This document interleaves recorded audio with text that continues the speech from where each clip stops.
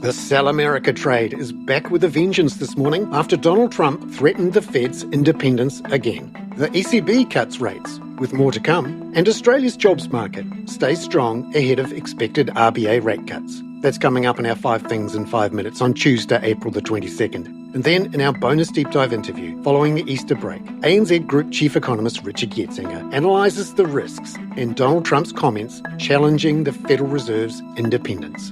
I think, unfortunately for the US, the way the administration has dealt with this issue means this kind of triple threat to US assets.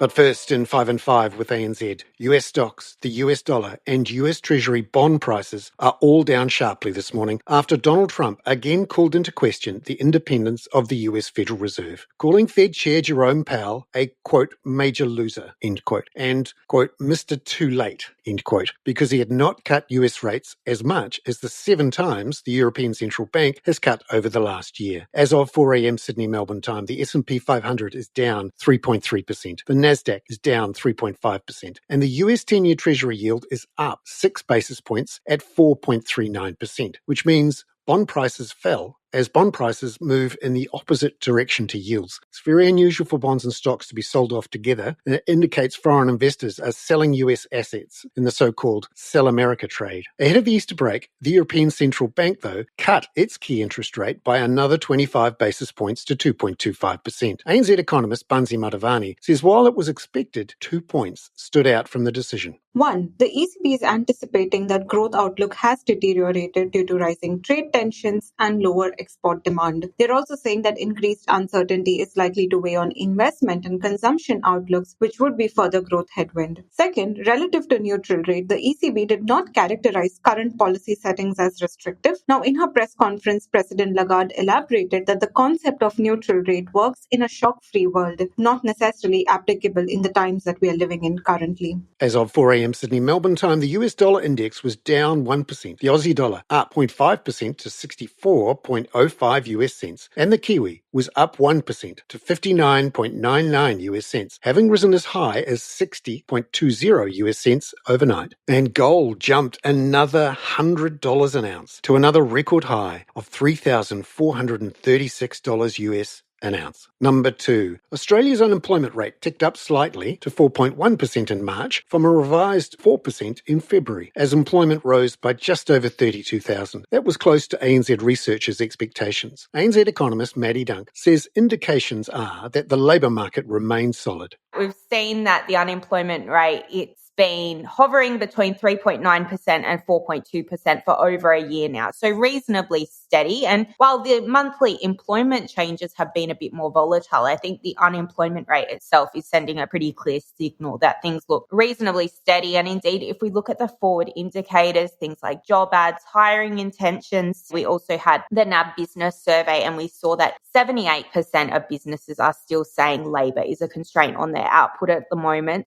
Number 3. Maddie says the strength in Australia's jobs market is keeping the RBA from eyeing up global economic developments as reasons for potential rate cuts. We're expecting that the RBA will cut 25 basis points at its next 3 meetings, and it won't be due to domestic conditions, or at least not in the near term. It will be due to what we're seeing offshore and the global uncertainty that this recent tariff news has created, and of course the concern that that flows into how Australian businesses and consumers are feeling. Number 4. New Zealand's inflation rose 0.9% in the first quarter to be up 2.5% from a year ago. That's with the Reserve Bank's 1 to 3% target range, but above the midpoint. ANZ economist Miles Workman says the headline number was boosted by tradable inflation, which the RBNZ should look through and feel more comfortable about core inflation. Yes, well, there are still sticky parts of the inflation basket that are less sensitive to the OCR. So that is things like property rates. Insurance has been elevated, but we actually got some promising signs today. Insurance came in weaker than we expected. And even though we have seen a bit of stickiness, the stickiness does appear to be showing tentative signs of abating. So I think that's another argument for confidence, or that the Reserve Bank will have confidence that they've done enough, that the past monetary tightening has done the job. Number 5. The Bank of Korea held rates at 2.75% last week after it cut in February. ANZ economist Crystal Tan says the Bank of Korea cited uncertainty on US tariff policy and domestic stimulus, as well as exchange rate volatility, as the key drivers to sit tight for now. Importantly, though, the Bank of Korea signaled that they're still in a rate cutting cycle. They acknowledged the intensifying downside risk to growth, and all 6 Monetary Policy Committee members outside of the governor are anticipating a rate cut in the next 3 months. So it looks like a 25 basis point cut in May is on the cards.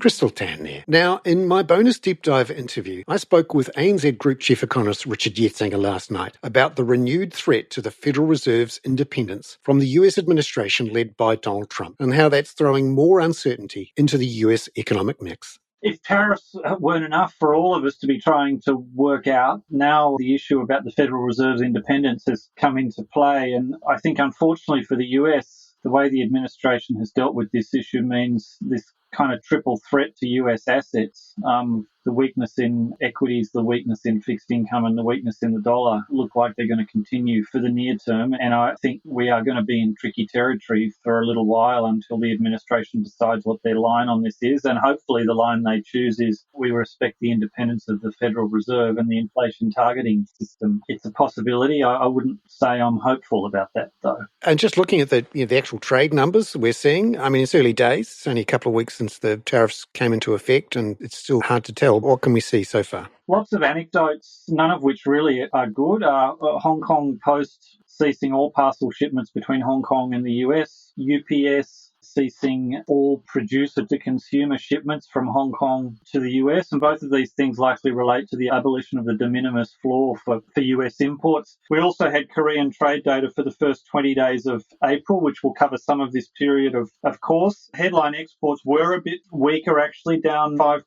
a year over year, but the by-destination data, very, very telling. Exports to the US down 14% year over year, exports to Europe up 14% year over year. I doubt that divergence can persist forever. If that weakness in the US persists, it is going to drag trade everywhere lower, I think. But so far, the initial response really just on US trade. And then, of course, we all have our fingers crossed and hope that we get some semblance of sensibleness into US tariff policy. Yeah, just thinking in the week or so ahead of what sort of numbers to watch for, because we're in this weird interregnum where a lot of the numbers we're getting are pre-April 2. But at some point, some of these hard data are going to come through. So what's the ones to watch for? Well, at the moment, it's still largely soft data. The middle of the week, we get the preliminary PMI numbers, presumably the numbers we've had out of the US into the close of last week, which signal the continuation of that weakness in confidence, weakness in forward expectations of business, and elevated price expectations. I suspect we'll see all of those coming through in the preliminary PMI numbers, with the US numbers affected the most, as other regions respond, I think, more to local conditions than US tariffs alone. And, on Friday night, we had the ECB cut, and that wasn't too surprising. But how are things shaping up in central bank land, apart from the current discussion between the Fed chair and the president? The elephant in the room in central bank land is the discussion about the Fed's independence and the way the US administration is currently leaning into that. I hope they recognise the potential discontinuities that can come from a big deficit economy effectively undermining the foundation for the valuation of asset markets. And elsewhere, I think policymakers in large part are doing their best to try and respond to the environment based on what they know as well as what they fear. And so I think generally what you're going to see is lower interest rates as that kind of risk scenario of US tariffs increasingly becomes the central scenario. Richard Yetsenga there. I'm Bernard Hickey. That was 5 and 5 with ANZ for Tuesday, April the 22nd. Catch you tomorrow with a read on how US business conditions fared in April following those tariff announcements. This podcast contains general information only, not investment advice. You should obtain advice for your personal circumstances before making any investment decisions. Please view the podcast disclaimer available via your media player or email.